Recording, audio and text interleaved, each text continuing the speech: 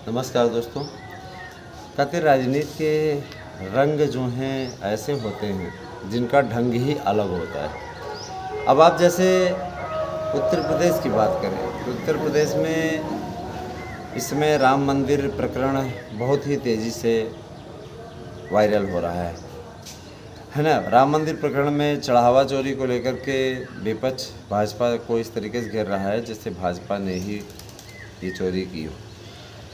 और सबसे बड़ी चीज़ ये है कि बीजेपी इस पर सख्त रुख अपना रही है और बीजेपी ने एक मास्टर स्ट्रोक चला है अभी श्री कृष्ण जन्मभूमि वाला, मथुरा वाला, कि अगर आप बहुत बड़े सनातनी बन रहे हैं तो आप आइए और इसका सपोर्ट कीजिए। और ये चीज़ें तय हो गई हैं, याद रखिएगा दोस्तों। जैसा कि आप जानते हैं कि तमिलनाडु सरकार पर एक मद्रास हाई कोर्ट ने फैसला दिया गया। फैसला क्या था? फैसला ये था कि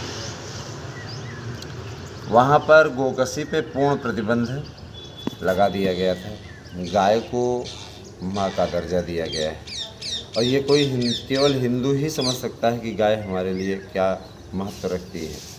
तो गाय को ना काटा जाए, गाय की हत्या ना हो, इस पर पूर्ण प्रतिबंध मद्रास हाई कोर्ट ने लगा दिया था, जिसे लेकर के वहाँ की सरकार ने एक नियमावली बनाई हुई थी। तमिलनाडु सरकार की स्पेशल नियमावली बनाई।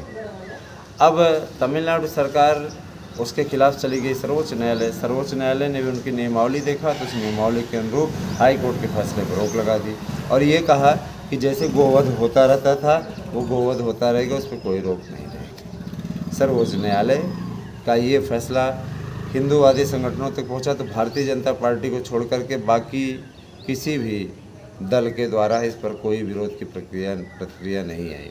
बीजेपी ने इसका विरोध किया, लेकिन केवल विरोध से काम नहीं चलेगा। इस पे एक कानून बनना चाहिए जिससे इस टाइप की चीज़ें जो अलग अलग राज्यों में अलग अलग बातें हो रही हैं वो दूर हो, है ना।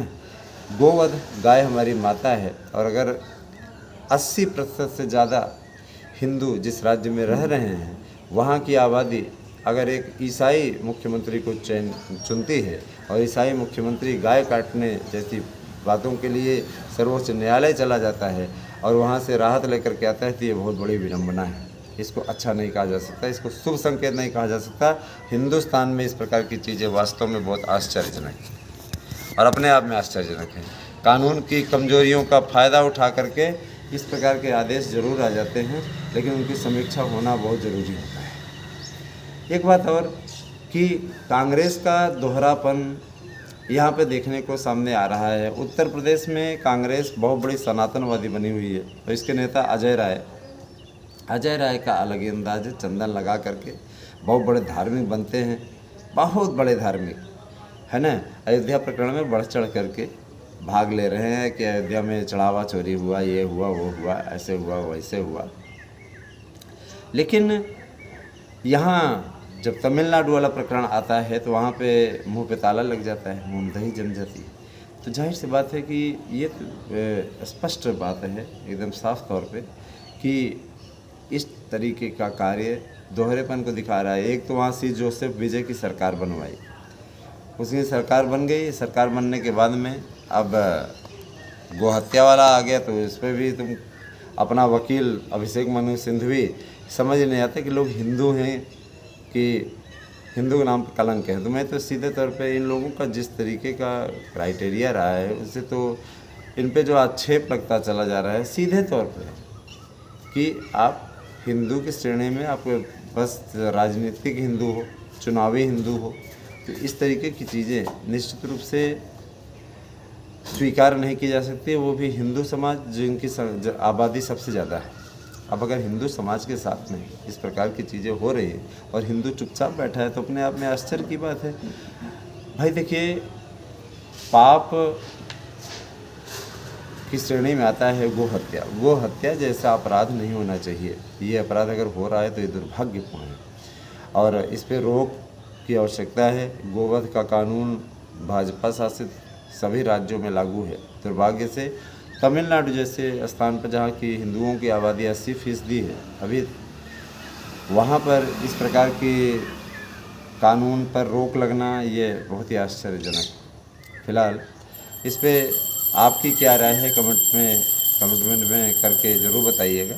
दूसरी बात ये देखिए, सी जोसेफ विजय की सरकार इस तरीके का कार्य करती रही तो अगले चुनावों तक उसका निश्चित रूप से पतन होना तय है। स्टालिन की भी सरकार में ये सारी चीज़ें होती थी। सबसे बड़ी चीज़ ये कि लगातार वहाँ पर ईसाई मुख्यमंत्री होना और धर्मांतर भी हो रहा है, वहाँ पे धर्मांतरण का कार्य भी हो रहा है, तेज़ी से हो रहा है, क्योंकि सी जोसेफ विजय है तो जाहिर सी बात है वहाँ की हिंदू आबादी को क्रिश्चियन बनाने का भी अभियान संस्थाएं वहाँ चला रही हैं, मज़ेदार तरीके से चला रही हैं। और सी जोसेफ विजय की हरी झंडी है भाई, जाहिर सी बात है। तो अगर आने वाले समय में तेज़ी से ईसाइयों की संख्या तमिलनाडु में बढ़े तो आश्चर्य की बात नहीं होगी। लालच दिया जा रहा है ना, उनको लालच दिया जा रहा है, जो आंतरिक सोर्स बता रहे हैं, मीडिया में जो चल रहा है, लालच दिया जा रहा है कि आप वो करिए, सरकारी नौकरी लीजिए, यहाँ पर इतना फ्लैट लीजिए, इतने, और है ना, जाहिर सी बात है भाई, जो इतना बड़ा स्टार रहा हो, कमाया हो, उसके पास में सत्ता भी है, टैक्स फैक्स सब लगा करके दे करके लोगों को चाहे ईसाई बनाते चाहे गाय खिलाते, इस टाइप के लोग। फिलहाल ये जो मीडिया में चल रही खबरें हैं उनके आधार पर ये सोच तैयार किया गया है। फिलहाल ये जो सर्वोच्च न्यायालय से आया हुआ आदेश है वो तो आप तक समक्ष में आपके है ही, आप जानते ही हैं कि सर्वोच्च न्यायालय ने हाई कोर्ट के फैसले पर रोक लगा दी, जिसमें गोवध के ऊपर एक रोक दिया गया था। तो ये अपने आप में बड़ी चीज़ है। दूसरी चीज़ ये कि कांग्रेस का दोहरापन, जिसको राजनीतिक भाषा में दोगलापन कहते हैं, वो सामने आ गया है कि यहाँ उत्तर प्रदेश में सनातनी बन जाओ और तमिलनाडु में गोवध को परमिशन दो। यहाँ गोवंश की हल्की सी हत्या पे कांग्रेस आसमान सर पे उठा लेती है ना, और वहाँ पे अपना वकील भेज करके वहाँ पे वो स्टे लगवाती है। अभिषेक मनु सिंघवी नाम का तो हिंदू है, लेकिन जिस टाइप का है भाई, गजब का बंदा है। अरे तुम्हारी उम्र पूरी हो गई है, अवस्था के अंतिम पड़ाव पे हो, कब्र में पैर लटक रहे हैं, लेकिन तुम्हारी इस तरीके की शैली, तुम हर बात पे आगे बढ़ करके जो हिंदुओं के हित की बात करता है उन सब मैटर पे आप आगे बढ़ते हो। राम मंदिर प्रकरण पे आप गए, राम मंदिर नहीं बननी चाहिए, उसके लिए आपने लड़ाई लड़ी।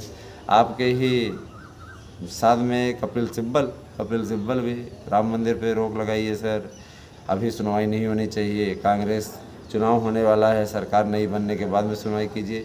क्या था तो राम मंदिर पर कोई प्यार थोड़ी नहीं है। आप लोगों ने तो हमेशा राम मंदिर के विपरीत विचारधारा में जा कर के लड़ाई लड़ी। तो जाहिर सी बात है कि विपक्ष एक्सपोज हो चुका है इस मामले पे, विपक्ष के पास में कोई मुद्दा नहीं है। आश्चर्य की बात है कि 10 साल तक योगी आदित्यनाथ की सरकार चलने के बाद भी ये स्थिति सामने निकल करके आई है कि ये कुछ कर नहीं पा रहे हैं, समझ लीजिए इनकी ये स्थिति है। ठीक है, बने रहे मेरे साथ में दोस्तों। कैसी लगी वीडियो कमेंट करके अवश्य बताइएगा। Thank you.